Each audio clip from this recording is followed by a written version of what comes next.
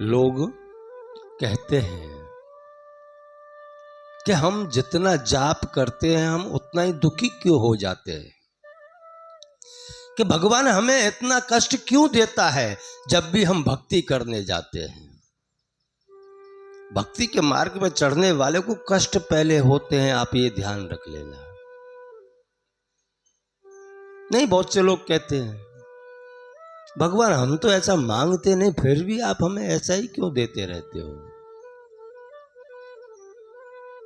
भगवान आपको नहीं देते, लेकिन भगवान भी आपको निखालस बनाना चाहते हैं।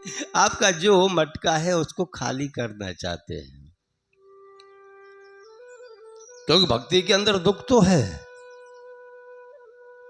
कितने भगत हो गए जिनको पहले कष्ट पड़ा है, कारण कि भगवान भी यही चाहते हैं कि आपके पूर्व जन्म के जो कर्म है उनका फल आप पहले भोगते जाओ, ताकि भविष्य में आपको किसी कर्म का फल भोगना ना पड़े। बहुत से लोगों का ये दृष्टांत भी बहुत तगड़ा आता है। अरे वो देखो सामने वाले को, वो तो कभी भक्ति करता ही नहीं है, भगवान तक को नहीं मानता, फिर भी भगवान उसको दिए जा रहा है, दिए जा रहा है। इतनी दे दिया है कि वो सबसे बड़ा हो गया है। ऐसा अपने अंदर विचार आता है। लेकिन बंधु, आप एक विचार कर लेना, उसने अगर पूर्व जन्म में कोई अच्छे कर्म किए होंगे जिनका फल भगवान उनको अभी दे रहा है, क्योंकि भगवान की जो गाड़ी है ना उल्टी ही चलती है। जो दुराचारी होगा, पापी इंसान होगा, उसके जो पुण्य फल है, उसके जो किए हुए पुण्य है पूर्व जन्म में, अच्छे कर्म है, उनका फल पहले देता है, ताकि खराब कर्मों के फल उसको पूरी जिंदगी भोगते रहना पड़े। और जो भगवान के पथ पर चल रहा है और जो भगवान के मार्ग में चल रहा है, भक्ति कर रहा है, तो भगवान उसको जो खराब कर्म किए होंगे पूर्व जन्म में, पूर्व जन्म के कर्मों का फल उसको उसी क्षण दे देता है, ताकि भगवान कहे कि तेरे अंत समय में जो अच्छे कर्म हैं वह तेरे कार्य में सफल रहेंगे। इसलिए उल्टी गिनती है भगवान के यहाँ।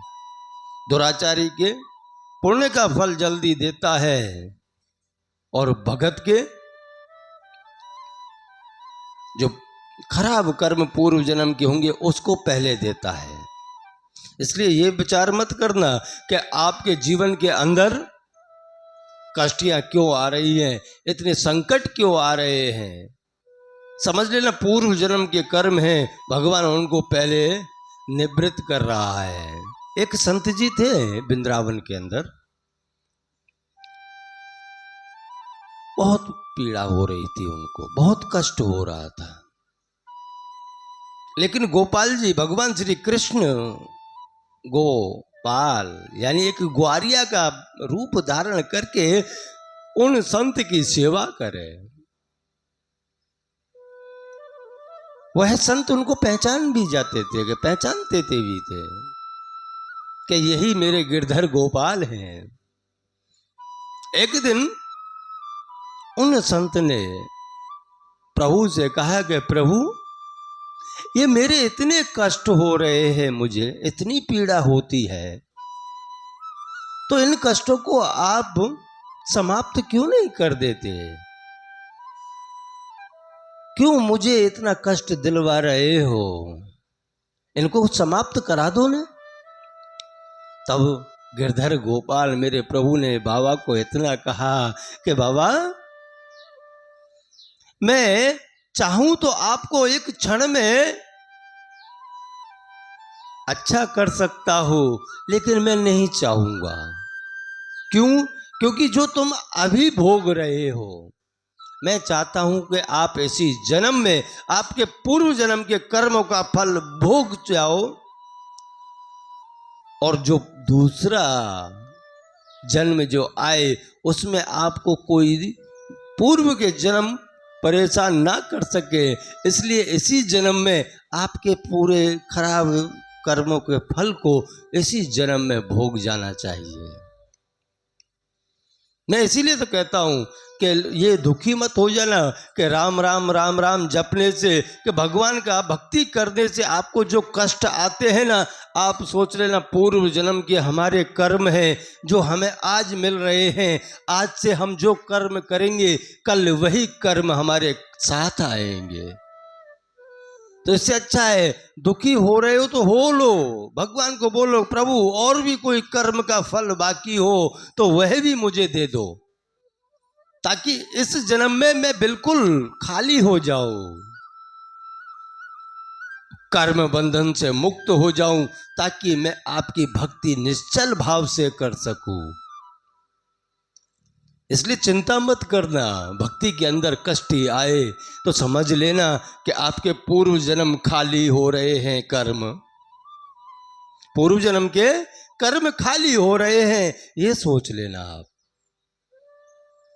और जब आपके पूर्व जन्म के कर्म समाप्त हो जाएंगे, फिर आपके जीवन के अंदर जो हरियाली राम नाम की आएगी, उसमें फिर देखना कितना आनंद आता है। इसलिए खुद के भगवान के ऊपर से कभी निष्ठा समाप्त मत होने देना। जिस दिन निष्ठा समाप्त हो जाएगी ना, समझ लो कि आपने पूर्व के भी भोग रहे हो और इस जन्म से भी आप अपने कर्म